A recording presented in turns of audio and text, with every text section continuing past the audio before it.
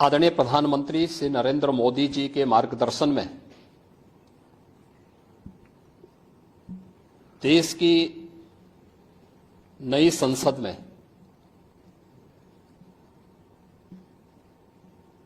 माननीय वित्त मंत्री जी ने देश का आम बजट प्रस्तुत किया है। यह बजट सर्वस्पर्शी, सर्वसमावेशी, विकासोन्मुख 140 करोड़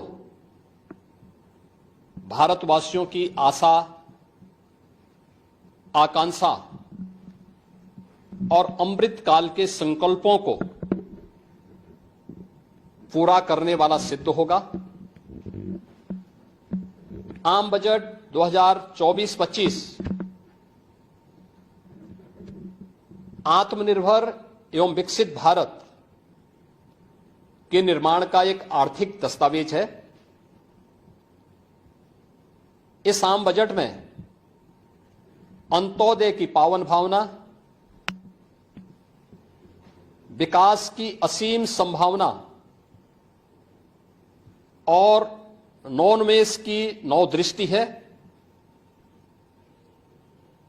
इस आम बजट में अन्नदाता किसानों की समृद्धि के लिए 1,52,000 करोड़ रुपए, कृषि और सहायक सेक्टर के लिए, महिला सशक्तिकरण के लिए 3 लाख करोड़ रुपए से अधिक का प्रावधान किया गया है। स्वाभाविक रूप से आधी आबादी, देश के सबसे बड़े राज्य उत्तर प्रदेश की आधी आबादी इससे सर्वाधिक लाभान्वित होने वाली है, और खासतौर पर तब जब उत्तर प्रदेश 2020 से ही मिशन शक्ति के कार्यक्रम को प्रभावी ढंग से यहां पर जमीनी धरातल पर उतार रहा है। सर्वाधिक अन्नदाता किसान उत्तर प्रदेश के अंदर निवास कर रहा है। उन अन्नदाता किसानों की समृद्धि में आज संसद में प्रस्तुत आम बजट बड़ी भूमिका का निर्वहन करने वाला है। युवाओं के लिए लाखों नौकरियों के साथ साथ मध्यम वर्गीय परिवार के लिए प्रत्यक्ष कर यानी इनकम टैक्स में जो नए टैक्स स्लैब की घोषणा हुई है, ये सभी अभिनंदनीय है, स्वागत योग्य है। इस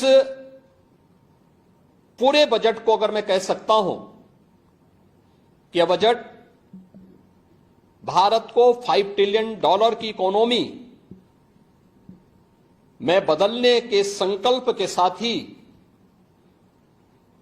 दुनिया के ग्रोथ इंजन के रूप में भारत की भूमिका को और विकसित भारत की संकल्पना को साकार करने का एक आर्थिक दस्तावेज के रूप में यह देश की संसद में प्रस्तुत किया गया है। इस 140 करोड़ जनता जनार्दन के लिए समर्पित उनकी आशा, उनकी आकांक्षा और अमृत काल के संकल्पों को पूरा करने वाले इस बजट के लिए मैं आदरणीय प्रधानमंत्री जी के प्रति आभार व्यक्त करता हूं। माननीय केंद्रीय वित्त मंत्री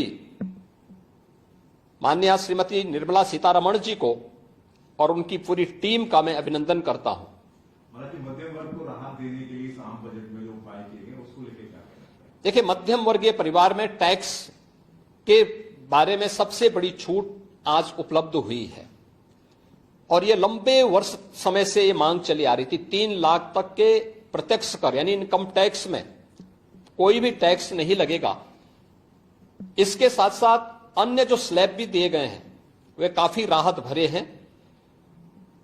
अलग अलग सेक्टर के लिए जो प्रावधान किए गए हैं, गांव के लिए, गरीब के लिए, किसान के लिए, नौजवान के लिए, एमएसएमई सेक्टर के लिए, ये लाखों नौकरियों को क्रिएट इससे होगा। इंडस्ट्री के लिए जो प्रावधान किए गए हैं मुझे लगता है ये सभी स्वागत योग्य हैं और नौजवानों के लिए, समाज के हर तबके के लिए, महिला सशक्तिकरण के लिए, अन्नदाता किसानों के लिए, सभी तबके के लिए जो कुछ भी प्रावधान इसमें किया गया है, मैं कह सकता हूं कि यह राम राज्य की अवधारणा को साकार करने वाला एक सर्वस्पर्शी, सर्वसमावेशी और विकासोन्मुख बजट के रूप में यह मोदी 3 का यह पहला बजट जाना जाएगा।